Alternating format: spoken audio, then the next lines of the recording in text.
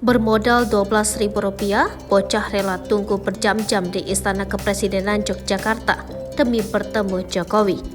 Demi bisa bertemu Presiden Joko Widodo, Muhammad Nur Ruslan Ramadan rela menunggu di depan Gedung Agung atau Istana Kepresidenan Yogyakarta selama berjam-jam. Dia berharap mendapat sepeda dari Presiden Jokowi.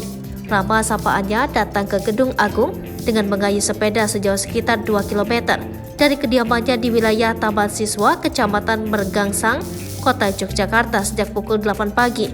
Hari ini dari pagi jam 8 naik sepeda, terus ditaruh parkiran sepedanya, ungkap Rama di depan Gedung Agung Yogyakarta. Rama mengaku datang ke Gedung Agung seorang diri tanpa mengajak teman.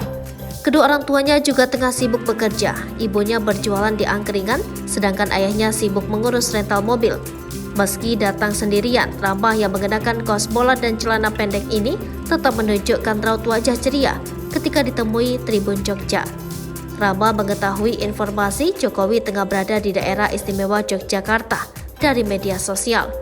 Pada Kamis 29 Juni 2023 lalu, pelajar kelas 6 SD Kolo Taman Siswa ini juga menyempatkan diri untuk menunggu Jokowi di depan Gedung Agung dari pukul 14 sampai 18. Kali itu dia hanya membawa uang jajan sebesar Rp12.000. Uang itu dibelanjakan membeli es dawet untuk memuaskan dahaga di siang hari.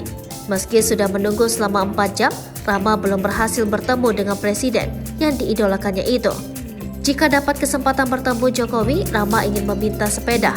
Dia mengaku sangat ingin bertemu dengan Jokowi.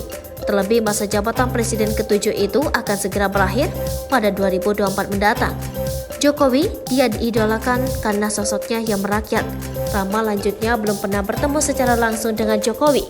Dia hanya pernah menerima kaos dari sang presiden saat Jokowi berkunjung ke daerah istimewa Yogyakarta pada 2022 lalu. Kaos tersebut rencananya akan dia figuran dan dipajang di rumahnya.